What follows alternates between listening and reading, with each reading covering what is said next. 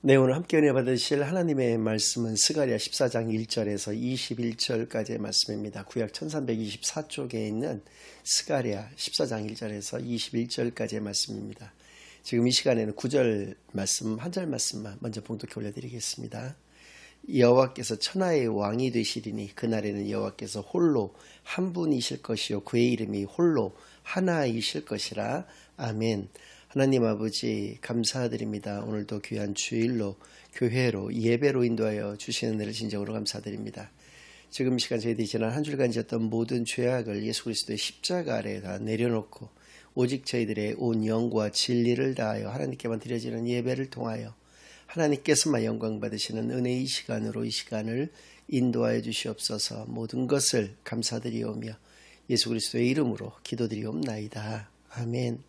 네, 오늘은 재림 그 두 번째 시간으로 오늘 본문 말씀을 중심으로 하나님의 말씀을 증거하겠습니다. 우린 지난 주일에 본문의 말씀을 통해서 재림에 관한 세 가지 질문과 답에 대해서 살펴보았습니다. 첫 번째로 언제 재림이 임하게 되는가? 그것은 오직 하나님만이 아신다. 따라서 우리는 선한 청지기로서의 삶을 이 땅에서 살아내야 하는 존재인 것을 분명히 깨달아 알 수가 있었습니다. 선한 청지기의 삶이라는 것은 항상 깨어있는 삶, 항상 정결한 삶, 항상 기도로 준비하는 삶인 것을 아울러 살펴볼 수가 있었고요. 두 번째로 어떻게 심판이 임하게 되는가? 그것은 전쟁과 함께 또 천재지변과 함께 또 거룩한 성도와 함께 임하게 되는 것임을 또 우리가 살펴보았습니다. 여기서 거룩한 성도와 함께라고 하는 말씀은 하나님과 하나님의 자녀인 우리는 하나인 것을, 그래서 레위기를 통해 하나님은 우리에게 거룩하라고 명령하고 계시는데 그 근거로서 말씀해 주시는 것은 하나님이 거룩하시기에 하나님의 자녀인 우리 역시도 마땅히 거룩해야 하는 그런 존재인 것을 말씀해 주신 것처럼 하나님이 재림의 그 마지막 순간에도 거룩한 성도와 함께 하신다는 것을 우리가 깨달았기에 예수님이 다시 이 땅에 오실 때까지 우리는 거룩한 삶을 이 땅에서 살아내야 하는 존재인 것을 분명히 깨달아 알 수가 있었습니다. 오늘은 왜 하나님은 이 땅에 심판을 허락하시는가? 본문 방금 전에 읽어드린 9절 말씀 가운데 그 답을 주고 계시는데요. 제가 다시 한번 읽어드리겠습니다. 여호와께서 천하의 왕이 되시리니 그날에는 여호와께서 홀로 한 분이실 것이요 그의 이름이 홀로 하나이실 것이라. 그렇습니다. 하나님의 영광을 위해서 세상을 심판하신다는 것이죠. 하나님이 홀로 한 분 왕이신 것을 나타내시기 위함이다라는 것입니다. 그러나 여기에서 우리가 오해하지 말아야 될 것, 분명히 우리가 깨달아야 할 것은 그것이 하나님 한 분만의 영광을 위한 것은 결코 아니라는 것이죠. 방금 전에 말씀드린 바와 같이 하나님과 하나님의 자녀인 우리는 하나인 것을 우리가 기억을 한다면 하나님의 영광을 위한다라고 하는 것은 하나님의 자녀의 영광을 위하는 것이다 라는 것을 깨달아 하는 시간만 되기를 바랍니다. 하나님의 자녀의 영광을 위해서 세상을 심판하신다는 것이 가지고 있는 의미는 무엇인가?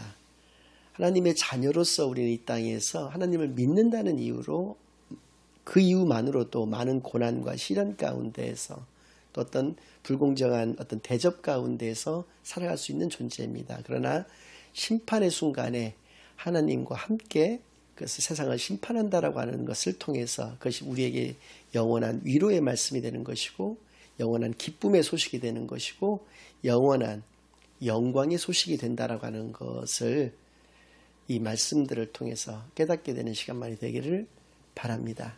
우리가 하나님을 왕으로서 우리가 경배드리는 그리고 인정하는 그러한 증거로서의 모습이 특별히 두 가지가 있는데요. 그것은 바로 예배와 11조입니다. 예배의 삶이라고 하는 그런 표현이 있는데요. 예배의 삶이라는 것은 주일날 한 번 나와서 하나님께 주일 예배 드리는 것만을 의미하는 것이 아니라 우리의 삶 자체가 예배의 그런 모습이어야 된다라는 것을 의미하는데 예배라는 것은 하나님께만 올려드리는 것입니다. 하나님께만 영광을 올려드리는 것이기 때문에 그것은 나의 주인이신 것을 나의 왕이신 것을 온전히 고백하는 것이기 때문에 그렇다는 것이고요. 11조도 마찬가지입니다. 하나님이 나에게 주신 모든 것은 다 하나님의 은혜인 것이고 하나님의 것입니다. 그런데 그 중에서 10분의 1을 거룩하게 구별하여 하나님께 드린다라고 하는 것은 내 믿음의 증거인 것이죠. 마치 아브라함이 멜기세덱 대제사장에게 11조를 드림으로 하나님께 그것을 온전히 바쳤던 그의 신앙을 우리가 알 수 있는 것과 같이 우리 역시도 11조를 통해서 내 자신을 온전히 하나님께 드린다라고 하는 것을 그렇게 고백하고 있는 그런 모습이기 때문에 그렇다는 것이죠. 그러니까 예배와 11조를 다른 단어로 얘기한다면 바로 믿음인 것입니다. 우리가 이 세상을 살아가면서도 이 세상이 천국이 될 수 있는 유일한 것이 아니라 두 가지가 있는데요. 그 중에서 하나가 바로 이 믿음인 것이고, 우리가 믿음을 소유하였을 때 이 세상에서 우리가 어떠한 곳에 살더라도 그것이 죽음의 골짜기라 할지라도 아주 우리가 극강의 어떤 고통의 어떤 그런 장소에 있다고 하더라도 그것은 바로 천국의 다름 아닌 것을 우리가 분명히 깨달아야 한다는 것입니다. 또 한 가지는 마태복음 25장 31절로 46절까지의 그 말씀을 통해서 이 땅에서도 우리가 천국을 누릴 수 있는 것을 말씀하여 주셨습니다. 제가 시간 관계상 31절부터 40절까지만 빠른 속도로 좀 읽어드리겠습니다. 인자가 자기 영광으로 모든 천사와 함께 올 때 자기 영광의 보좌에 앉으리니 모든 민족을 그 앞에 모으고 각각 구분하기를 목자가 양과 염소를 구분하는 것 같이 하되 양은 그 오른편에 염소는 왼편에 두리라. 그때 임금이 그 오른편에 있는 자들에게 이르시되 내 아버지께 복받을 자들이여 나와 창세로부터 너희를 위하여 예비된 나라를 상속받으라.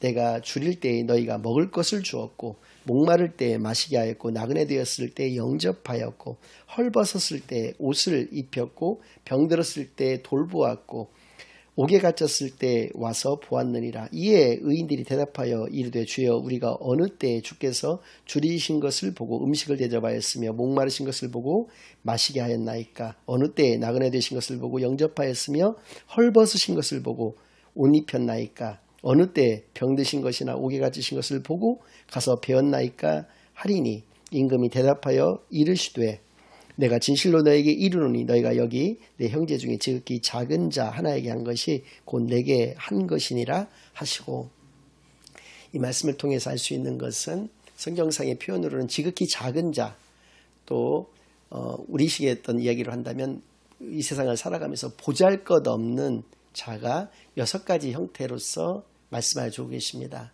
첫 번째는 배고픈 자입니다. 두 번째는 목마른 자, 세 번째는 나그네라고 이야기를 했는데 이 나그네라는 의미는 살 집이 없는 자, 살 거주 공간이 없는 자를 의미하는 것입니다.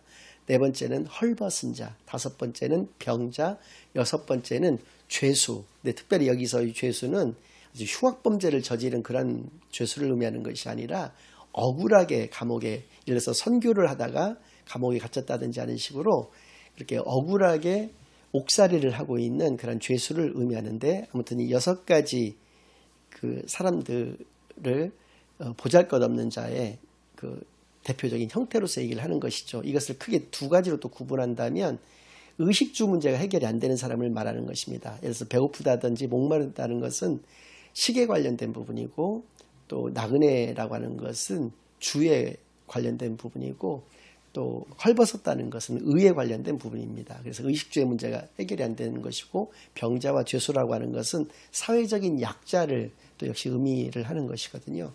이렇게 의식주의 문제가 해결이 안 된다거나 사회적인 약자와 같은 경우 이들을 섬기는 것이 주님을 섬기는 것과 같다라는 것입니다. 그래서 우리가 이 땅에서 천국을 이루면서 살아갈 수 있는 것은 바로 사랑의 삶을 우리가 냈을 때 이곳이 천국이 될 수 있다는 것이죠. 그러니까 믿음과 사랑의 모습, 그것이 바로 이 땅에서 우리가 천국을 누리며 살아갈 수 있는 그런 모습인 것을 분명히 말씀해 주신 것이고, 이것은 바로 천국 소망이 있는 자만이 가능한 것임을 분명히 우리에게 말씀하여 주신 것입니다.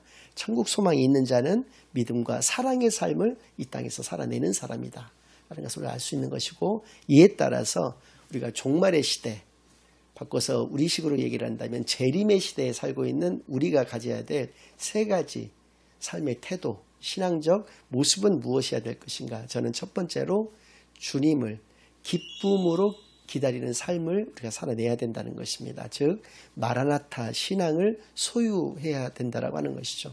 마라나타 신앙에 좀 다른 표현으로 얘기를 한다면, 한국말로 번역을 한다면 주여 어서 오시옵소서의 신앙입니다. 여기서의 포인트는 어서입니다. 하나님을 우리가 기다린다라고 하는 것은 기쁨으로 기다려야 된다는 것이죠. 내가 만약에 하나님, 제가 지금까지 이렇게 고생을 했는데 지금 저를 데려가시면 너무나도 이 세상에서 누리지 못하고 해보지 못한 것이 너무나 많습니다. 조금만 더 이 땅에서 제가 누리며 살아갈 수 있도록 좀 저한테 기회를 주십시오라든지, 아직 애들이 이렇게 어린데 저 애들을 두고 제가 눈을 감을 수는 없습니다. 하나님, 저 애들이 어느 정도 클 때까지만 좀 기다렸다가 데려가시면 안 되겠습니까?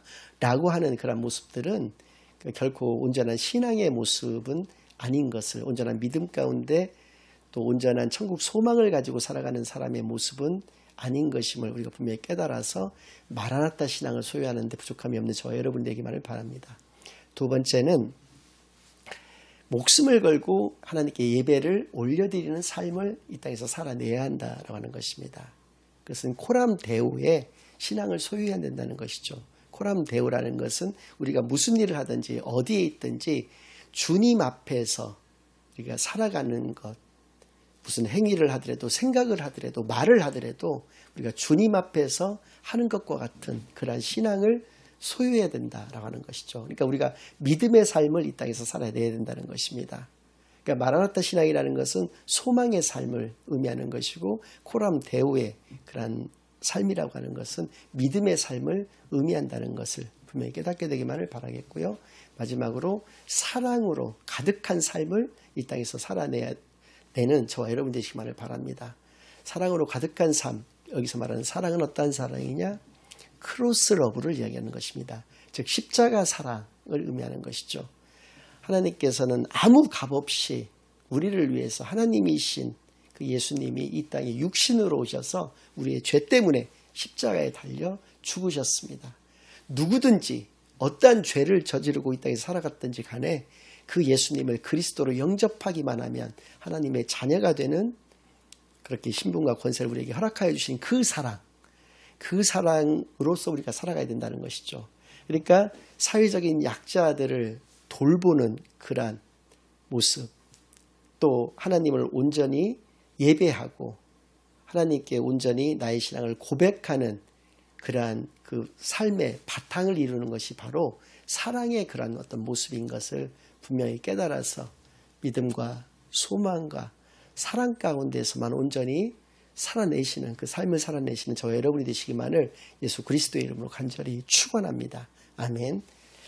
이제는 우리 주 예수 그리스도의 은혜와 아버지 하나님의 극진하신 사랑과 성령 하나님의 내주인도 역사 교통하심이 온전한 믿음, 온전한 소망, 온전한 사랑 가운데에서만 살아가기로 다짐하고 결심하고 돌아가는 모든 사랑하는 주의 자녀들과 그 가정 위에, 그들의 생업 위에 이제로부터 영원까지 항상 함께 있을지어다.